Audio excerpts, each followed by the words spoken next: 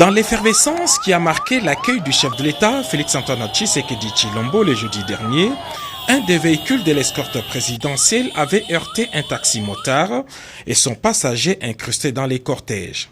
Cette vidéo, devenue virale sur la toile, avait suscité colère et spéculation.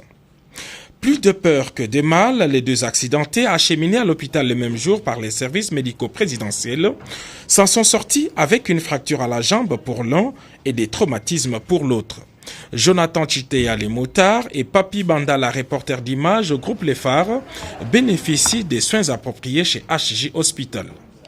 Ce dimanche, après son culte dominical, le président de la République, Félix-Antoine Tshisekedi Tshilombo, qui suit de très près cette situation, est allé rendre visite aux deux malades pour leur apporter réconfort et compassion.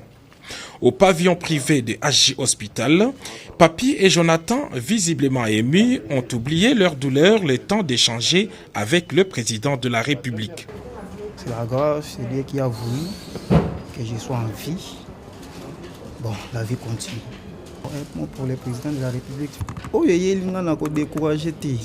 Nous avons dit que nous sommes à la bongo. Pour les lots, nous sommes à Mboka. Donc, merci d'abord à l'équipe Mobimba président. Nous avons prise en charge. Non, moi je remercie d'abord le chef de l'État. Parce qu'il est notre chef. C'est le papa, le père de la famille. Que le bon Dieu garde encore en vie. Comme il est en train de penser pour nous. Le chef de l'État est allé aussi à la rescousse de Justin Mutombo, jeune combattant de l'UDPS victime des cocktails Molotov à cause de son choix politique. Brûlé au 2e degré, Justin Mutombo est admis en soins intensifs et son bilan médical est rassurant. Nous avons reçu 3 patients, tous de sexe masculin. Le premier a été admis pour une douleur au niveau de la hanche, probablement un traumatisme qu'il avait reçu. Mais on a fait tout ce qui est bilan d'imagerie, tout ce qui est bilan clinique. Il s'avère que il n'a pas de fracture, il a juste ces douleurs résiduelles, certainement un choc quand il était tombé. Celui-là, le pronostic est vraiment favorable, il n'a pas de problème, il est stable, il pourra certainement sortir dans les jours à venir. Le deuxième cas, il s'agit d'un jeune homme de 32 ans qui s'est présenté pour une fracture au niveau de la jambe gauche, qui a plusieurs traumatismes. Celui-là, on a fait le cliché radiographique qui a révélé effectivement toutes ces fractures. Il est au programme d'une ostéosynthèse demain. C'est-à-dire c'est une intervention chirurgicale qui consiste à réaligner les os et à placer des fixateurs pour faciliter la consolidation des os. Son pronostic vital n'est pas engagé, c'est-à-dire qu'il n'est pas en danger de mort.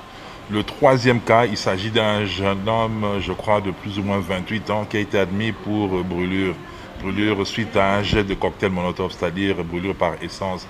La brûlure s'est mitigée première, 2e degré, qui occupe plus ou moins 36% de la surface corporelle, c'est-à-dire sur toute la poitrine.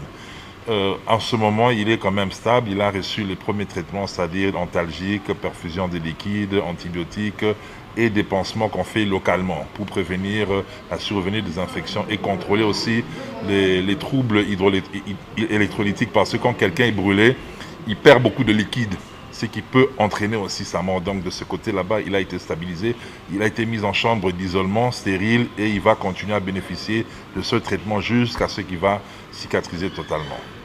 Cette visite s'est déroulée en présence du secrétaire général de l'UDPS, Augustin Kabouya.